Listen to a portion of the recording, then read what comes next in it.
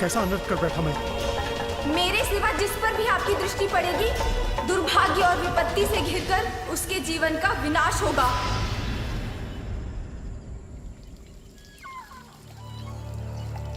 अरे कहाँ गया?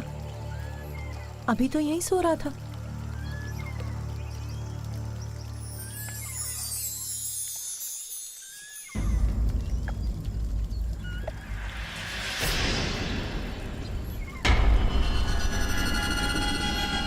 कौन है जो गुप्त रूप से रात्रि में यहाँ आकर मेरे पुत्र को निहार रहा है?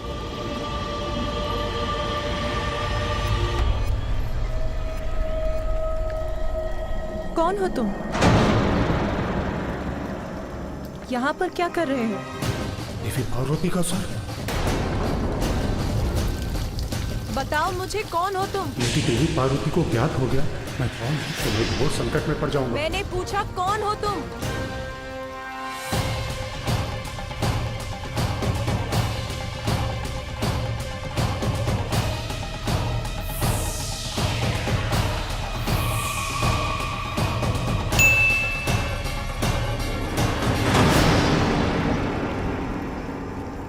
शनिदेव।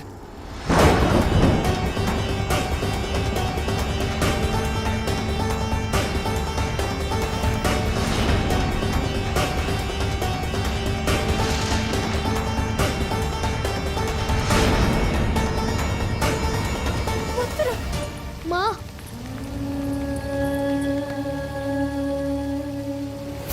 क्षमा क्षमा देवी पार्वती।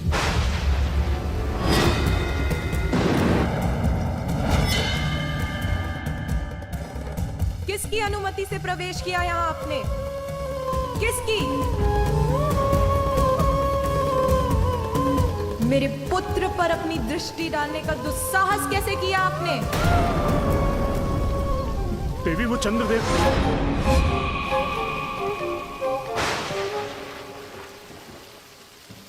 चंद्रदेव वो तो कहीं दिखाई भी नहीं दे रहे। शीघ्र यहाँ से भागने में ही मेरी भलाई है।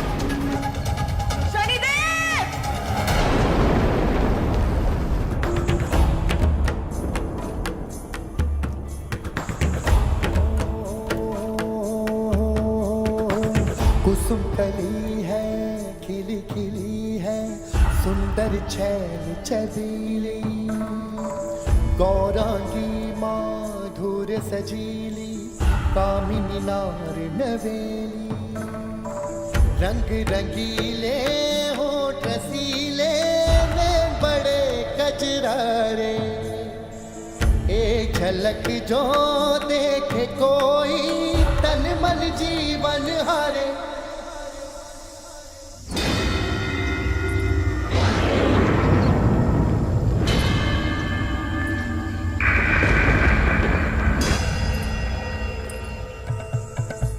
परम सुंदरी दिव्यांगी धूप सी नारी, हो चंचला दिव्य अप्सरा मुस्कुराती रूप सी नारी, शोभनीय सुमुख रंगीली प्रिय दर्शन मुख प्यारा, एक बार जो देखे मुखड़ा वो भूले सुध बुध सारा, हो रंग रंगीले होठ रसीले नैन बड़े कजरारे, हो एक झलक जो देखे कोई तन मन जीवन हरे।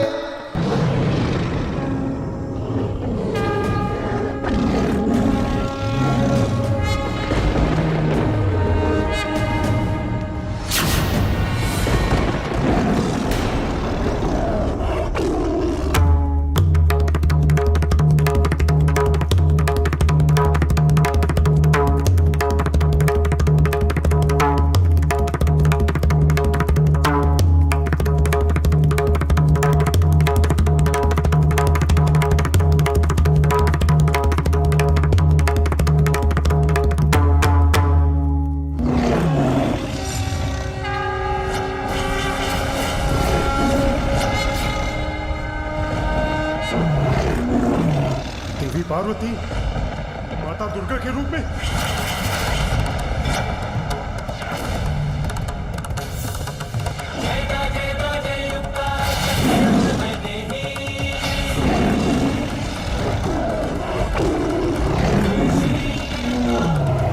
शीघ्र ही यहां से भागने में ही मेरी भलाई।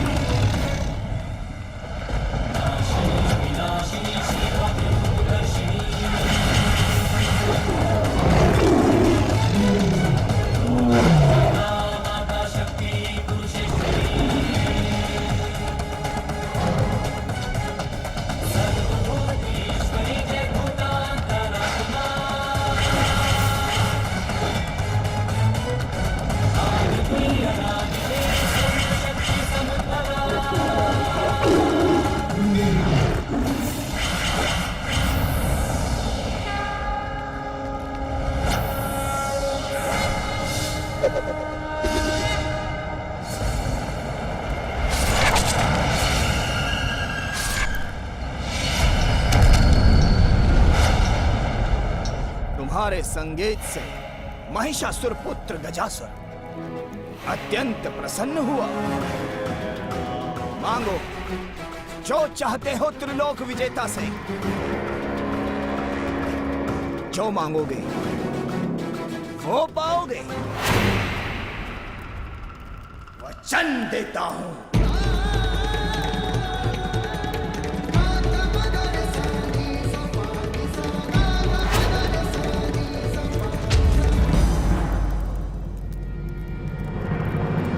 मुझे तुम्हारे उदर में स्थित भोलेनाथ चाहिए।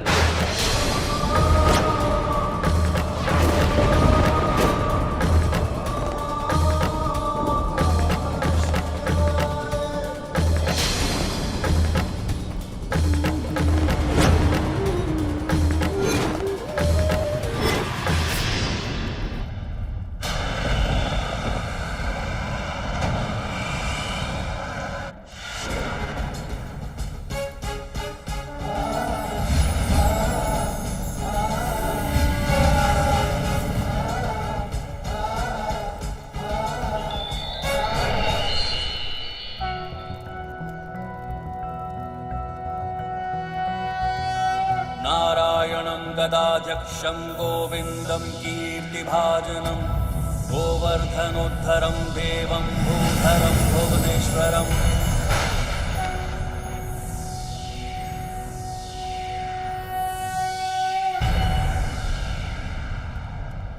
विष्णु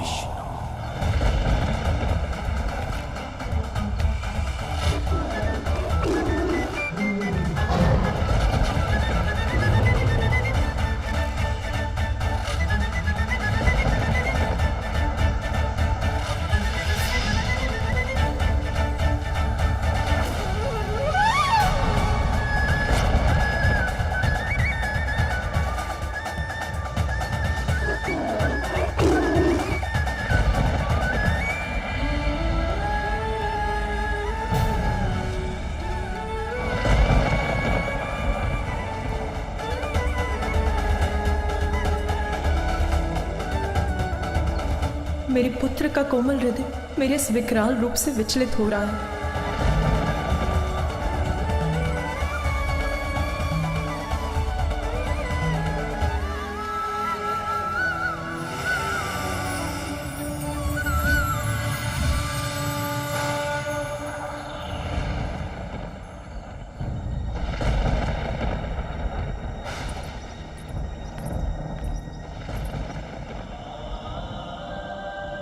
तुम विचलित मत हो पुत्र, ये मैं ही हूं, तुम्हारी मां।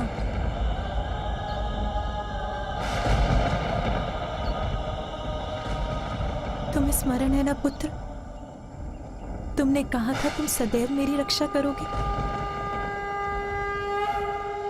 उसी प्रकार तुम भी स्मरण रखो कि मैं तुम्हारी मां सदैव तुम्हारी रक्षा करूंगी।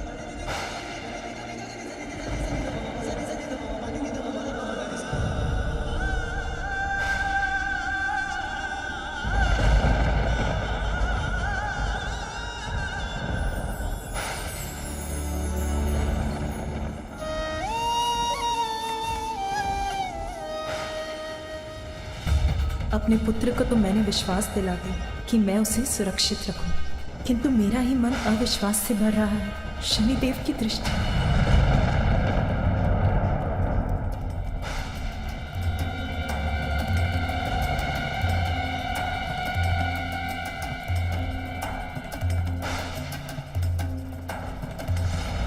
वर्षों के कठोर तप के पश्चात भोलेनाथ को प्रसन्न कर उन्हें अपने उदर में स्थित किया है मैंने।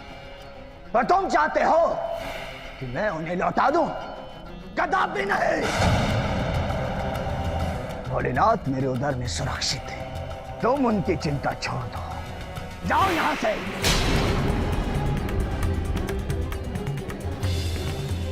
मैं उन्हें नहीं लौटाऊंगा और तुम उन्हें मुझसे नहीं छीन सकते।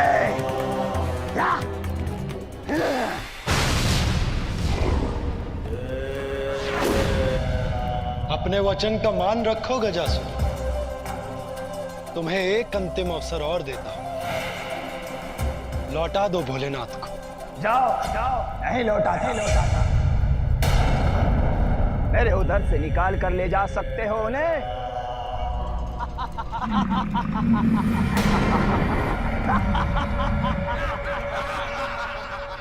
अपना अंतिम अवसर भी तुम गवा चुके हो गजासुर। नंदी, स्मरण रहे कि इस दुष्ट के उदर में भोलेनाथ स्थित है, इसलिए अपनी गति पर नियंत्रण रखना।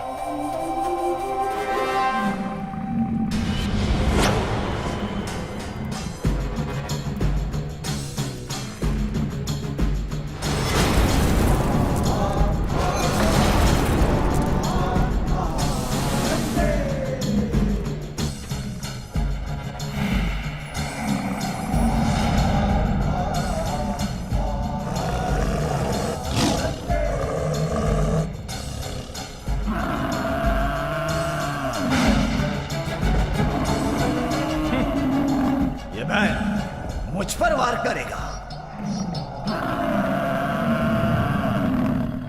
ये बैल कितनी भी हुंकार भर ले, कितने भी वेग से मुझ पर वार कर ले, किंतु जब तक महादेव मेरे उदर में है, मेरा कोई अहित नहीं कर सकता। मैं इसे उलझाता हूं, आनंद आएगा।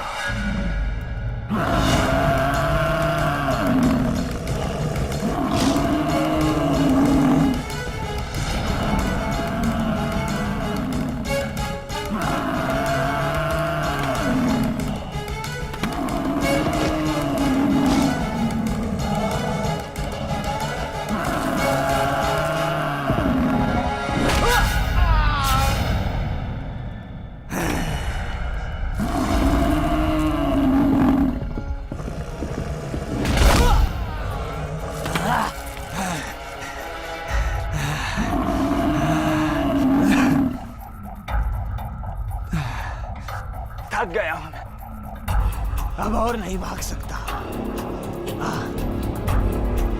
मुझे यहीं मार बैल।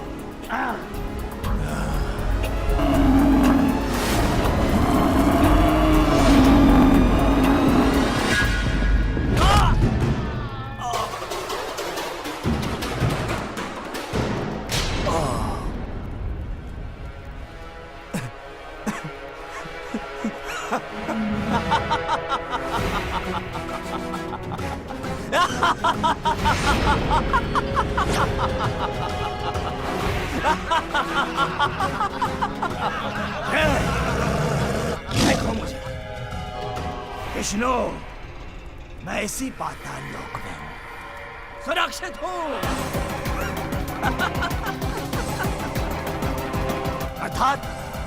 अर्थात मुझे कुछ नहीं हुआ, मुझे कोई नहीं मार सकता। त्रिलोकी विजेता गजासुर को कोई नहीं मार सकता, कोई नहीं मार सकता।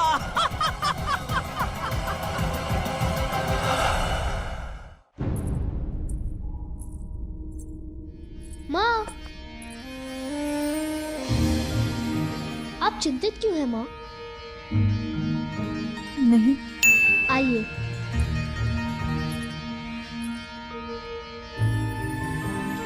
अब बताइए आप चिंतित क्यों हैं, और सच बताइए। शनिदेव का कैलाश आना मुझे चिंतित कर रहा है पुत्र। कोई चिंता मत कीजिए माँ, देखिए मैं आपके साथ हूँ, सब कुशल हूँ। ये देखिए।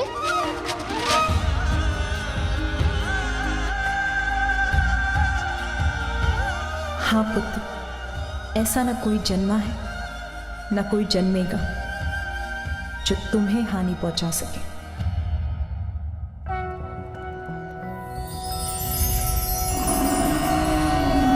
नारायणं गदाध्यक्षं गोविन्दं कीर्तिभाजनं गोवर्धनोद्धरं देवं भूधरं भुवनेश्वरं। मूर्ख वैश्य, मैंने कहा था ना, कोई मेरा अहित नहीं कर सकता, तुम भी नहीं। हाँ, तेरे समक्ष खड़ा हूं मैं। हाँ।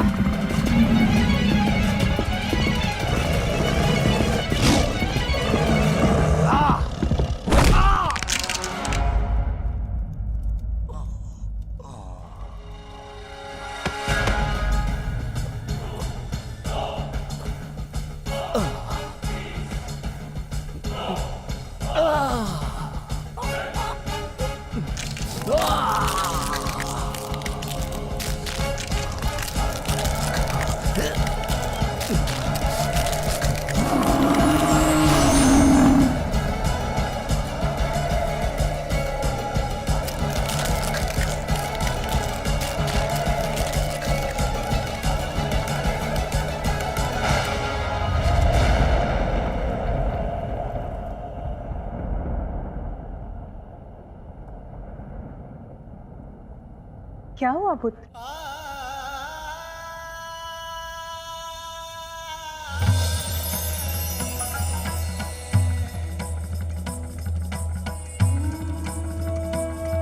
ऐसा दिव्य प्रकाश सर्वत्र फैल रहा है, अर्थात महादेव कैलाश लौट रहे हैं। मेरे प्रभु कैलाश लौट रहे हैं।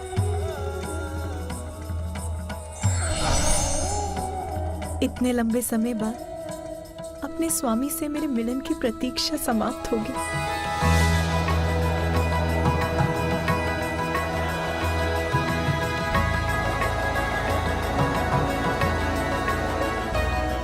ये लीजिए देवी पार्वती, इस लेप से मंगल स्नान कीजिए और श्रृंगार कर अपने स्वामी की प्रतीक्षा कीजिए।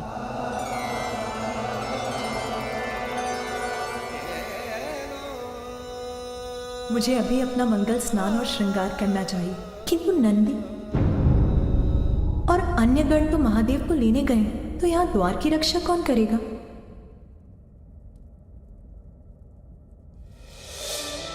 नहीं, मैं अपने पुत्र को यहाँ अकेला नहीं छोड़ सकती। किंतु और कौन है जिस पर मैं विश्वास कर सकती हूँ?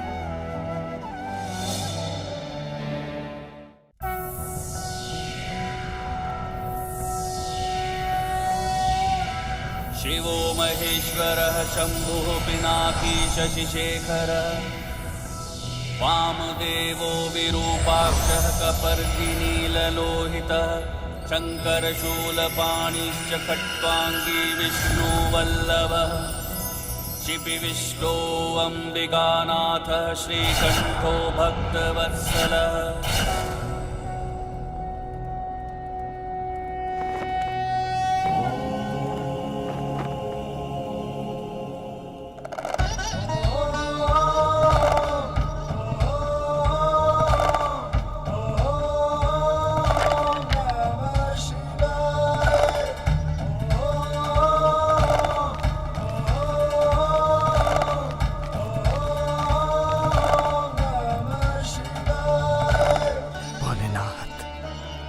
मेरे कर्मों से तो मैं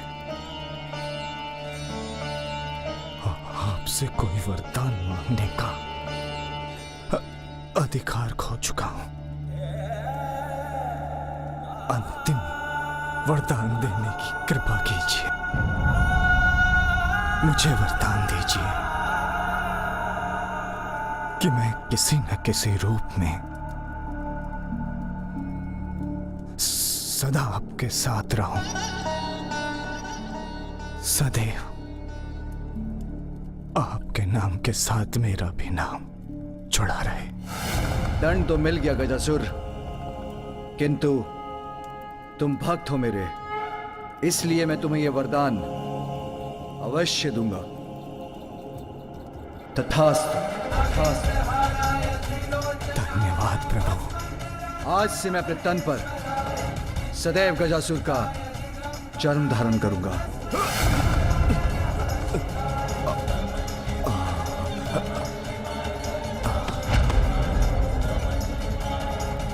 अब आपके कैलाश जाने का समय हो गया है।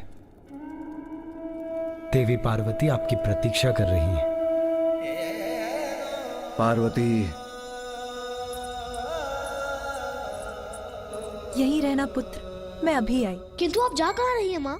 जया और विजया को ढूंढने पुत्र, मुझे स्नान के लिए जाना है, इसीलिए मैं चाहती हूँ कोई तुम्हारे साथ रहे और भवन के द्वार की रक्षा करे। जब मैं आपके साथ हूँ तब आपको किसी और की क्या आवश्यकता है माँ? आप चिंता मत कीजिए माँ, मैं भवन के द्वार की रक्षा करूँगा। मैं आपकी सेवा करने ही तो आया हूँ ना माँ। अच्छा, किंतु तुम ऐसा कैसे कर पाओगे पुत्र? मैं करूँगा ना रक्षा माँ। दिव्य है मेरा पुत्र, किंतु मुझे इसको और शक्तियाँ देनी होंगी।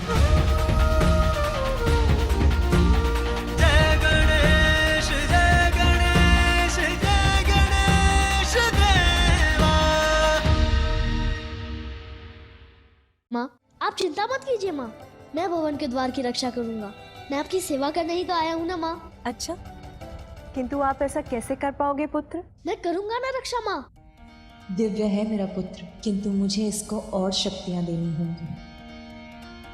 माँ, मेरा विश्वास कीजिए, मैं आपकी रक्षा करने में सक्षम हूँ। हाँ पुत्र, किंतु फिर भी मैं आपको कुछ और ज्ञान भी देना चाहती हूँ।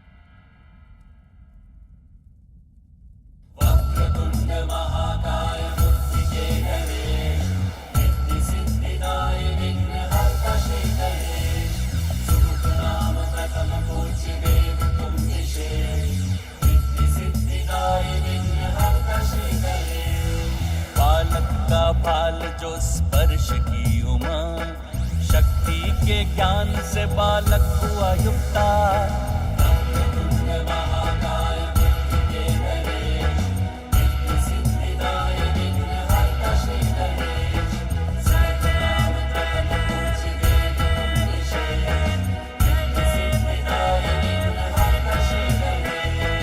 माँ, अब मैं आपकी रक्षा के लिए पूर्णतः तैयार हूँ।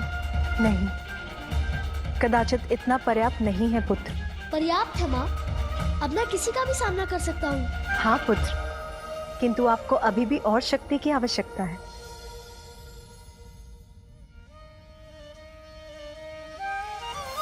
अद्भुत बालक परमा प्रेम लुटाती, प्रथम देवता जग में उसे बनाती।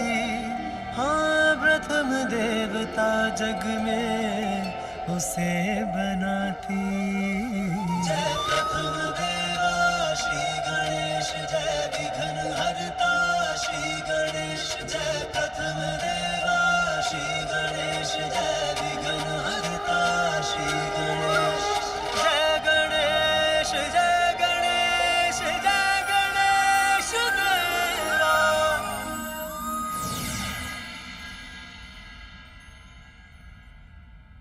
पुत्र,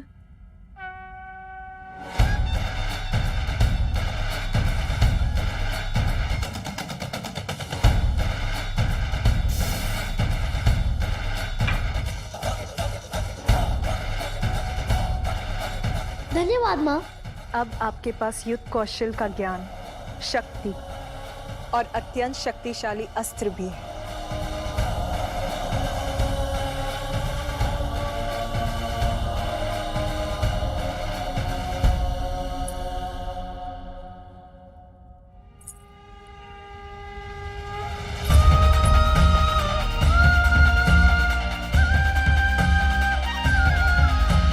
पुत्र, मैं स्नान करने जा रही हूँ। स्मरण रहे, किसी को भी भीतर मत आने देना। मैं वचन देता हूँ माँ, किसी को भी भीतर आने नहीं दूंगा।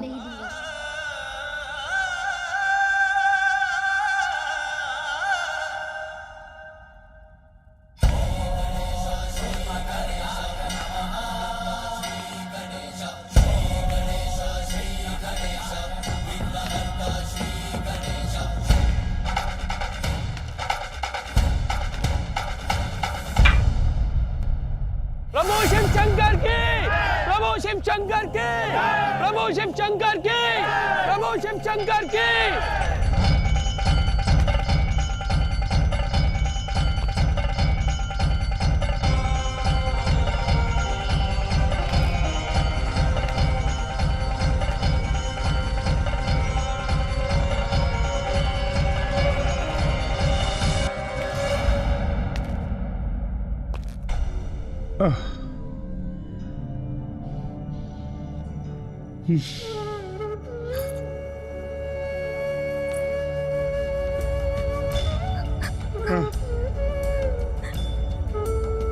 अब और विलाप करने से क्या लाभ प्रिय ध्वजिनी?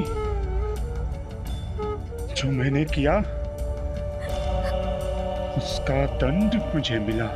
मत रो, शांत हो जाओ। मैं आपके लिए नहीं,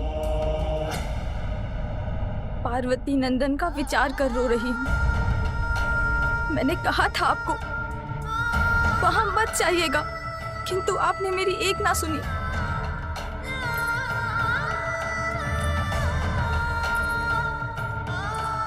आपकी दृष्टि से उस बालक को होने वाले अनिष्ट की कल्पना ही मुझे व्यथित कर रही है।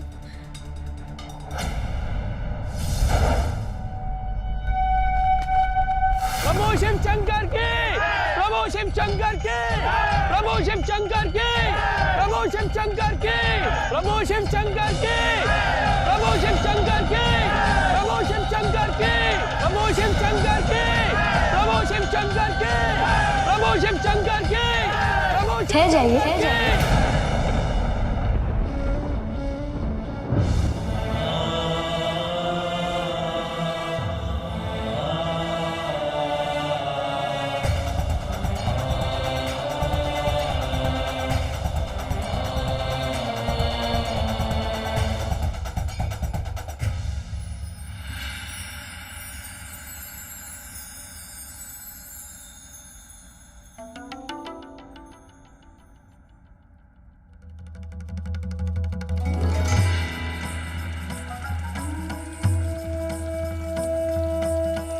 आज तो तुम्हारे मुख और नेत्रों में अद्भुत आभा है। कौन से विचार घुमड़ रहे हैं तुम्हारे मन में? विचार घुमड़ नहीं रहे, शांत हो रहे हैं। आज मैं अत्यंत प्रसन्न और संतुष्ट हूँ। ठहर जाइए, कदाचित आपने ध्यान से नहीं सुना। किसी को भी भीतर जाने की अनुमति नहीं है। यहाँ तक आए हैं, ये तो बताइए है कौन आप?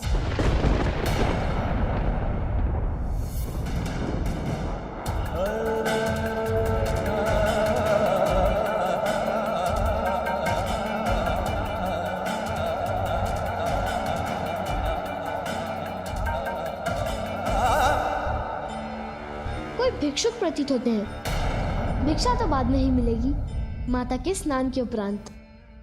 तब आइए, अभी जाइए।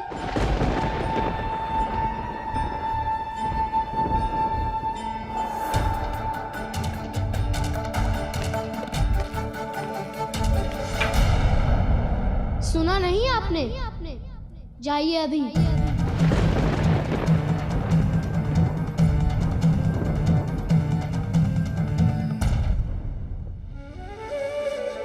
कदाचित अधिक भूखे हैं, अपने फल दे सकता हूँ, वो चाहिए?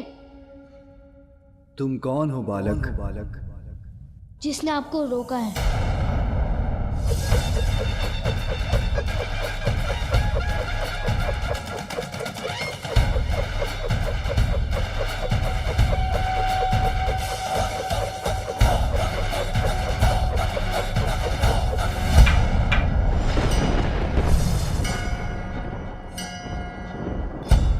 रक्षक हूँ यहाँ का, रक्षक हूँ यहाँ का, रक्षक हूँ यहाँ का, रक्षक हूँ यहाँ का।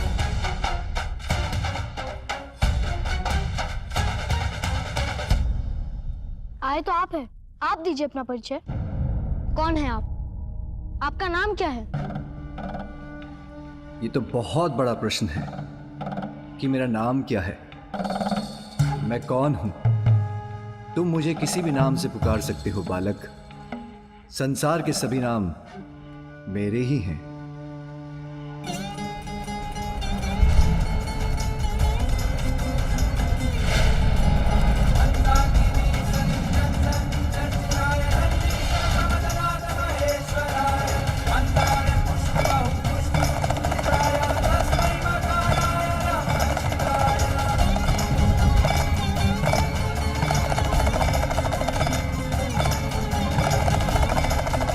कैसी विचित्र ध्वनि है ये।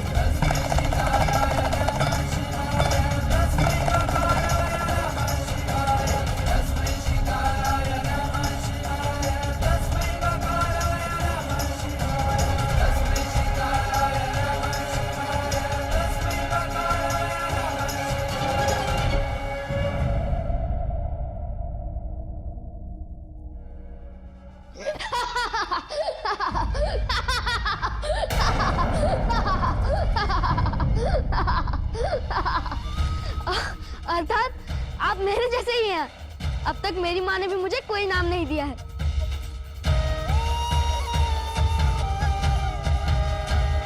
अच्छा, आपका नाम नहीं है तो अपने माता पिता का ही नाम बता दीजिए। मेरे कोई माता पिता नहीं है बालक। जो आदि अनंत हैं, स्वयं अजन्मे हैं किंतु जगत जिनसे है, जो सृष्टि के कण कण में वास करते हैं, भला उनके माता पिता कैसे हो सकते हैं? ओह, तो आपके माता पिता भी नहीं हैं। समझा, दुखद है। अच्छा, कोई निवास तो होगा आपका? कहाँ रहते हैं आप? सर्वत्र वास करता हूँ। सर्वत्र वास करता हूँ, सर्वत्र वास करता हूँ, सर्वत्र वास करता हूँ। धरती, यहाँ तक कि शमशान, सब मेरे ही घर हैं। ऐसा कोई एक घर नहीं जो मुझे बांध सके।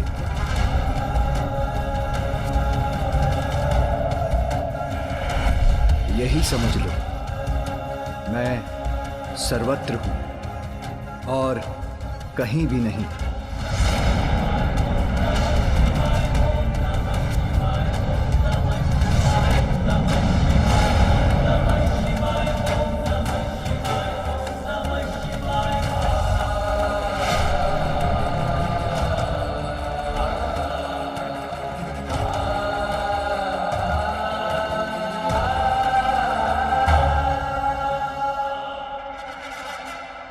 जय शिव शंकर, जय शिव शंकर। बालक समझकर मुझे अपनी गोल गोल बातों में भ्रमित करने का प्रयास कर रहे हैं। सीधे सीधे कहिए ना कि आपका कोई घर नहीं, अर्थात भिक्षुक भी नहीं। आप तो कोई भैरूपिया ही लगते हैं। बस, बहुत हुआ बालक। जो संसार को सब कुछ देते हैं, उन्हीं को कभी तुम भिक्षुक, कभी बहरूपिया बुला रहे हो। ये देते हैं संसार को। बालक अवश्य हूँ, किंतु मूर्ख नहीं कि जो आपने कहा वो मैं मान लूं। वस्त्र के स्थान पर पशु चर्म से अपना तन ढकते हैं। रहने के लिए कोई घर नहीं। नाम पूछो तो कहते हैं सभी नाम मेरे हैं। अब ऐसी बात करने वाले को भैरूपिया नहीं तो और क्या कहूँ, और क्या कहूँ, और क्या कहूँ।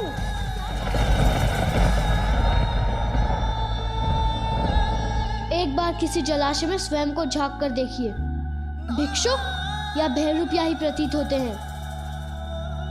ये बालक कुछ भी कहे जा रहा है और प्रभु मुस्कुरा रहे हैं।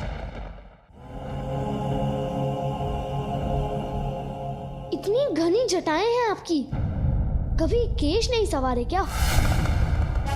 बालक, प्रभु की जटाओं का अर्थ भी जानते हो? मेरे प्रभु। सखी, कुछ तो कहिए, किसके विचारों में डूबी हैं आप? मैं उनके विचारों में मग्न हूँ जिनका शीश घनी जटाओं से सुशोभित है।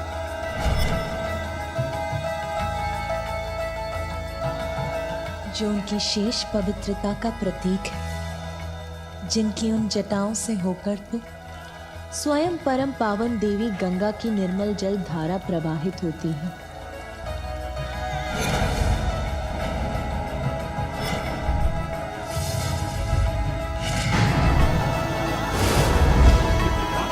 आपका तो सभी कुछ विचित्र है।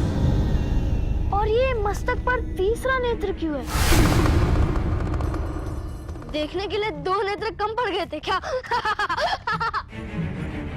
प्रभु का तीसरा नेत्र खुल गया ना, तो बालक,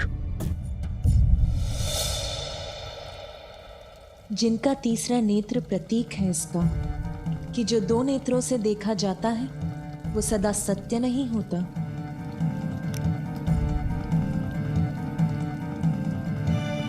जीवन के परम सत्य को ज्ञात करने के लिए तो अंतरात्मा की सूक्ष्म दृष्टि की आवश्यकता होती है। वही सूक्ष्म दृष्टि तो प्रदान करता है तीसरा नेत्र। इन्हें और सच्चा ज्ञान? यदि ज्ञानी होते तो अपने गले में सर्प लपेटे क्यों घूमते? मुझे तो लगता है कि ये कोई बुद्धिहीन प्रतीत होते हैं। जिनके तन पर लिपटा सर्प उनकी कुंडलिनी शक्ति के जागृत होने का प्रतीक है। वो जो चेतना से परिपूर्ण है और सर्प को अपने तन पर अपनाकर ये संदेश भी देते हैं कि बुरे की बुराई का अंत भी प्रेम से किया जा सकता है। विषधर को भी यदि हृदय से अपनाओ तो वो भी सच्चा साथी बन जाता है। और तन पर ये पशु चर्म क्यों धारण कर रखी है?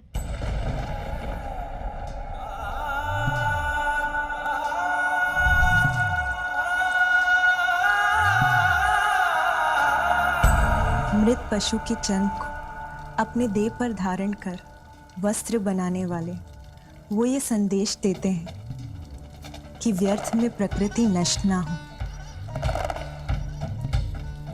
प्रकृति का सम्मान हो, उससे जुड़ाव रहे। मृत शत्रु के चर्म को धारण करना तो उसका भी सम्मान है। प्रत्येक जीव को संभाव से देखते हैं।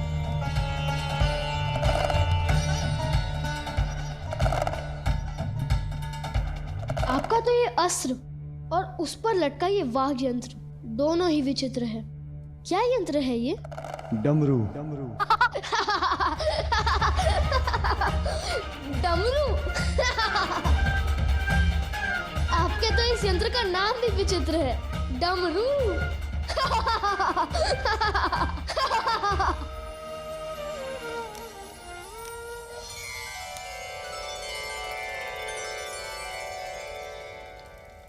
उनका त्रिशूल सहार का प्रतीक है और इसका भी कि उनका तमो, राजस और सात्विक तीनों गुणों पर पूर्ण नियंत्रण। उनके डमरू का आकार तो अनंत का ही स्वरूप है, जिनके नाद से ब्रह्मांड का, ब्रह्म अक्षर का, स्वर का व्यंजन और समस्त संसार का जन्म हुआ है।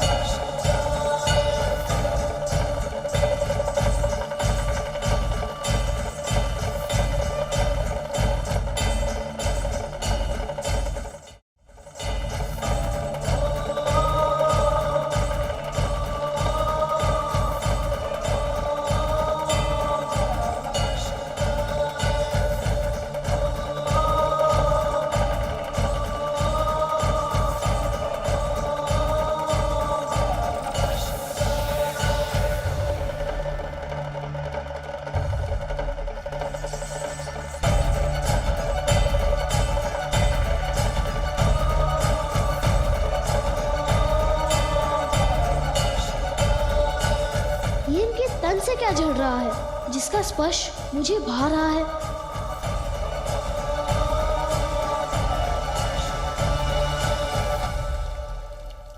उनके तन पर भस्म का भी गूढ़ रहस्य है। भस्म तो वो है जो अनश्वर है, वो विभूति है जो हमें बोध कराती है कि जो जन्मा है उसे एक दिन भस्म भी होना है। और भस्म होने के साथ नश्वरता का भी अंत होता है। इसीलिए भस्म ही वास्तविक ऐश्वर्य की प्रतीक है।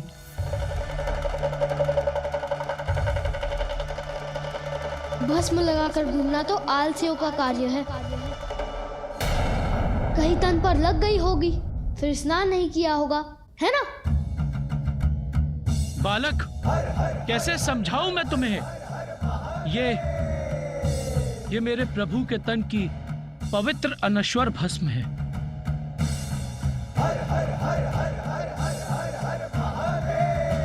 अच्छा बालक, बहुत हुआ वार्तालाप, हमें भीतर जाने दो। जाने दूं? कदापि नहीं। मेरी माँ का आदेश है, किसी को भी भीतर मत जाने देना। और मेरी माँ का आदेश मेरे लिए सर्वोपरि है। बालक, अपनी माँ के प्रति तुम्हारी भक्ति देखकर मैं बहुत प्रसन्न हूं, किंतु मैं तुम्हारी माँ का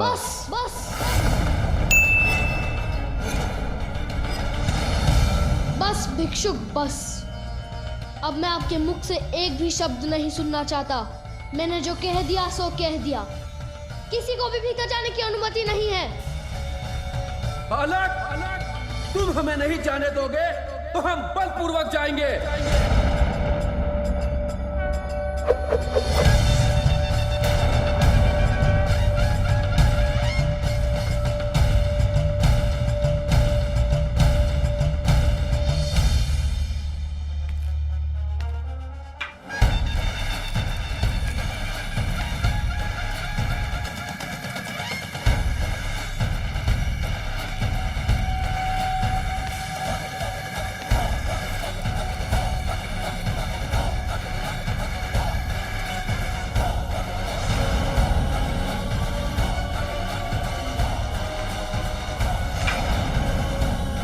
जब तक मैं इस द्वार की रक्षा कर रहा हूँ, तब तक कोई इस रेखा को नहीं लांघ सकता।